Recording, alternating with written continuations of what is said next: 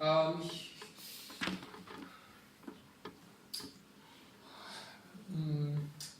Here I have a simplified case, okay, to illustrate the calculation process for the abnormal operating profit valuation model. To simplify the case, I just set the forecast horizons to span only 2 years. But in your summative assignment report, you need to choose at least 5 years. Okay, the reason has been explained earlier. Okay, yeah. The purpose of illustrating this case is just want to get you more familiar with the working concept for the rescue operating income model. And because this one of the solution of the case involve very technical calculation, so I will not go into detail in class. Okay, rather I will leave it for you to read carefully all the working process, all the calculation process by yourself. Okay, and if you after reading, if you still have any confusion, please feel free to contact me. Okay. Again, I prefer face-to-face consultation. Okay, I will be here during the whole Easter holiday. Okay. Yes. Different from last year. Last year I go back. Go back to China. But this year I will stay. For this Easter, for some reason I will stay here. In Durham. Okay. All right. We still have time. Let's talk a little bit more about the summative assignments.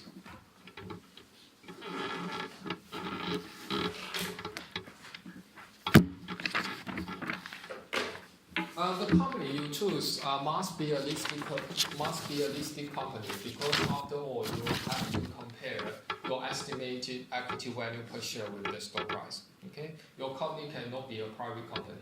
Okay, right. After then you need to start with the strategic analysis, where you are expected to analyze the company's business strategies and its industry competitive forces. Of course, you may ask, for some company there are many business strategies and associated industry competitive forces that confront the company. And given the limited word count required for your assignment, you cannot incorporate all of them into the report. Yes, okay.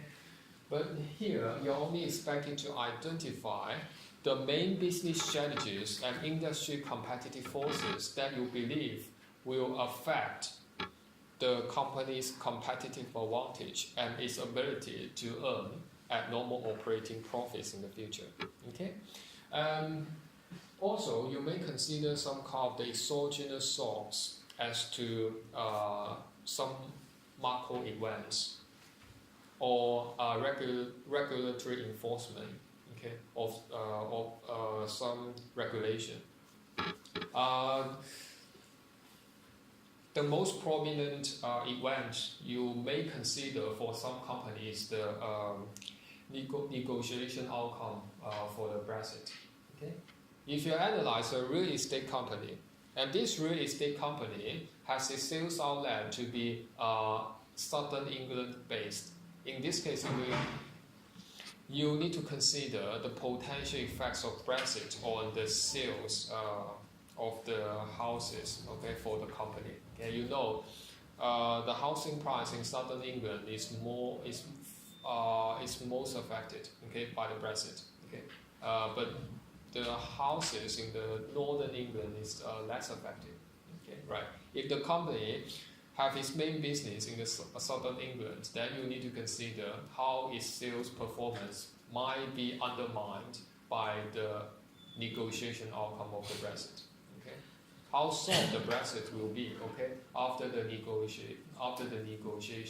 Okay, and bargaining between the UK government and the EU. Okay, European Unions. Okay. Right. This is some kind of the macro events or regulatory events you may consider. Okay. You have to consider. Okay, when you analyze some companies in the particular industries. Okay. Right. The next analysis you need to do is to analyze the company's accounting numbers. Okay? In the first place, you need to reformulate the company's balance sheet and income statements.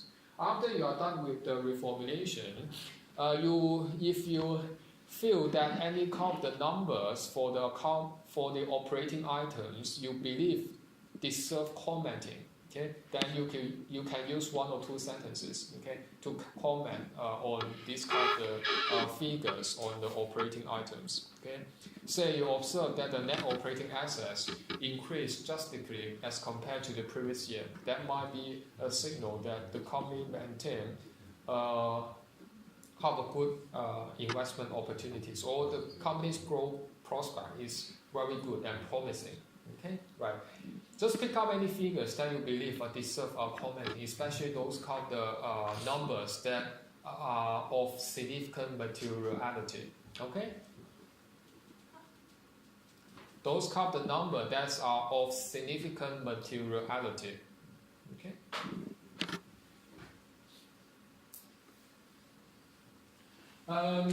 Regarding the assessment of the quality of the company's accounting numbers, you need to follow some of the approaches I have discussed in the lectures. Okay, even if you believe that the company's accounting numbers are reliable and trustworthy, you still need to give evidence of why you believe so. Okay? Right. Give some kind of the analysis in support of this view. Okay, that the company's accounting numbers are free from material errors. Okay, and are reliable enough to be used for the valuation. Okay, you still need to do some analysis. Okay, over this. Okay, I will discuss this in detail in the lecture this Friday morning. Okay. The next analysis is to do the analysis over the financial ratios. Okay, among which, first and foremost, you need to conduct a trend and comparative analysis of the company's sales. Okay, right. For the comparative analysis, you just compare the company's sales growth rate with the industry growth rate. Okay, and you can use some databases such as the FAME or DataStream to download the sales figures for all the company in the industries in which with which the companies is affiliated. Okay, and take the average, and you can get the average sales for that year, and from there you can calculate the industry sales growth rate. Okay, it's not difficult to achieve that.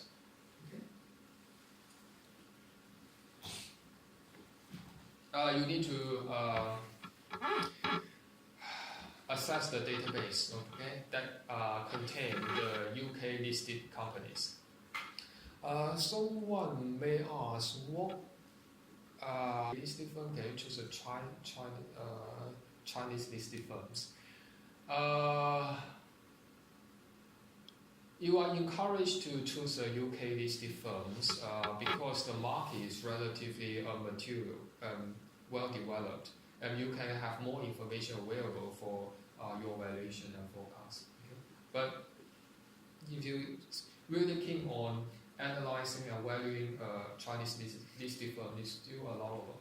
Okay, right? Or you would like to analyze a US listed firm, that's also acceptable. Okay, but I would expect that the firms you choose should be US listed firm, UK listed firm, and Chinese listed firm, and preferably the UK listed firms. Okay, right.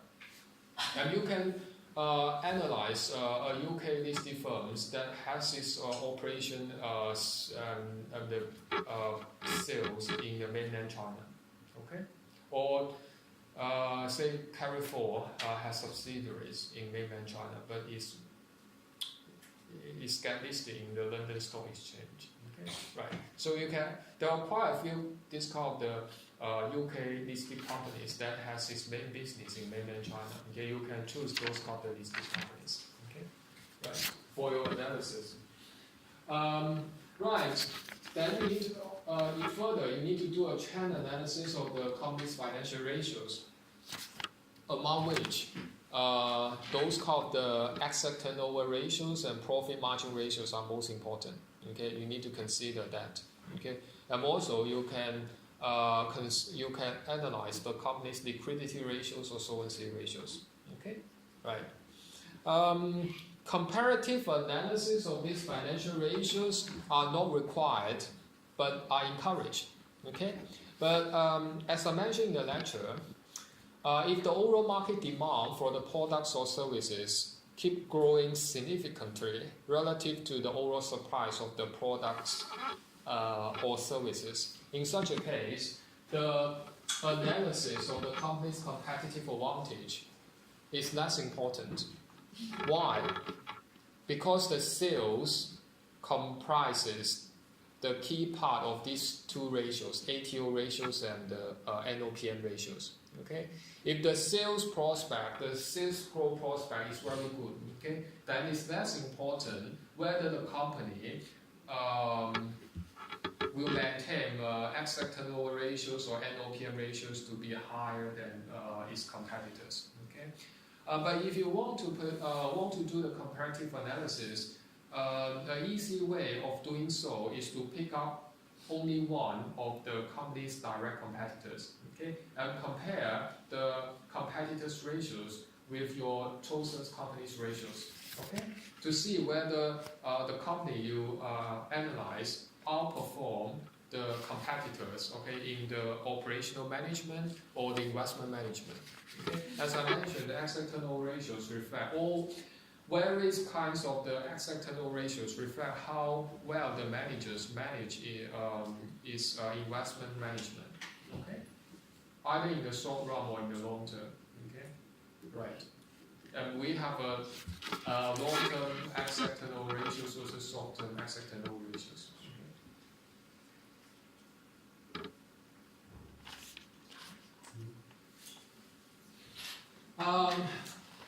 Okay. Here, one would like to also point out that it's important for you to use the graphs to show the trends of the company's ratios in the historical past. Okay, this could be easily done using Excel or data. Okay, after you get all the figures for the ratios, okay, you need to draw a graph. Okay, in the Excel and copy paste into the Word documents. Okay, yes.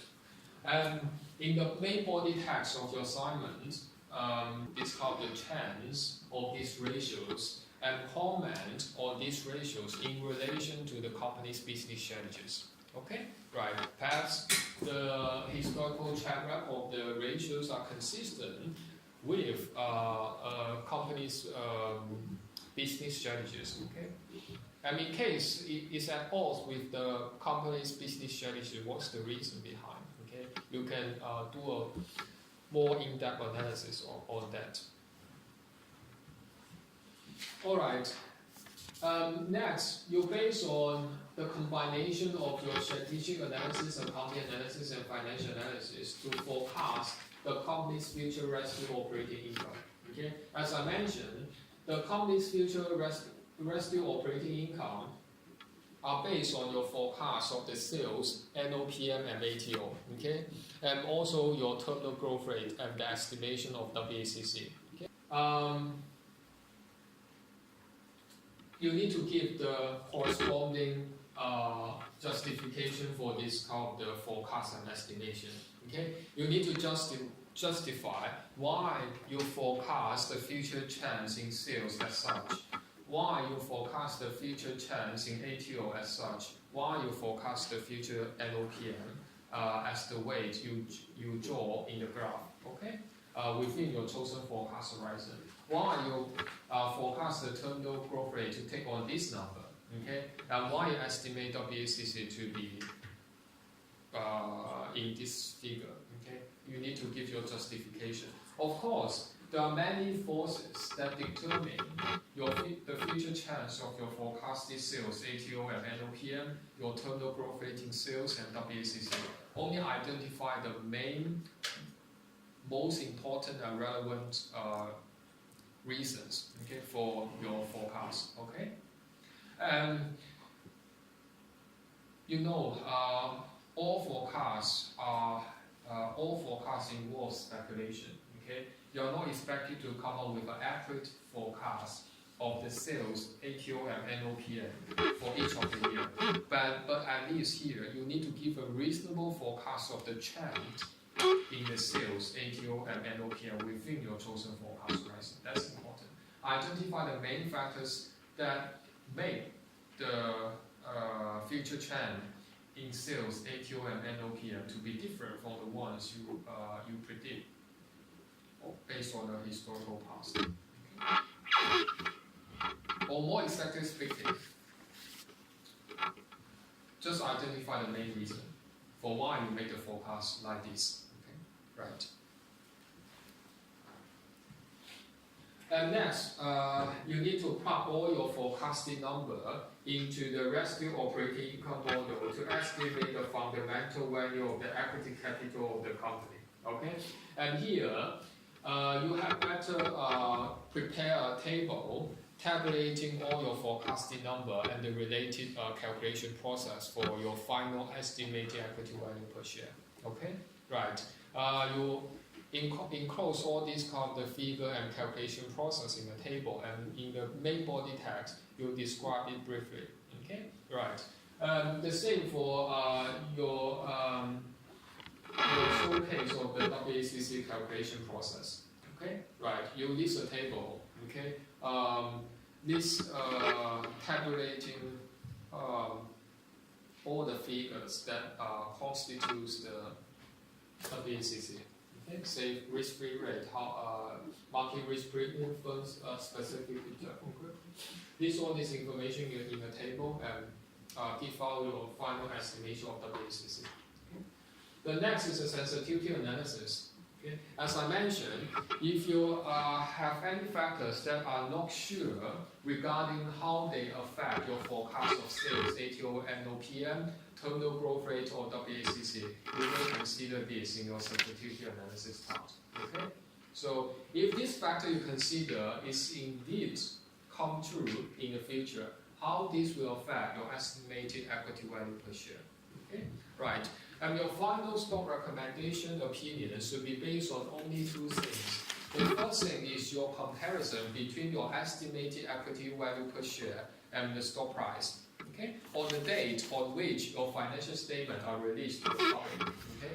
The second thing is your results for the sensitivity analysis. Okay? As I mentioned in the final slide of my lectures, you can also consider using the reverse engineering approach to help you reach more reasonable stock recommendation opinions. Okay? Right. And that's it. Finally, if you have any remaining questions about the assignment, you can raise them to me. And also make sure you have signed up your name on the attendance sheet, which I circulate around. Where is the attendance sheet? All right. Has everybody? Okay. Yeah, please sign it.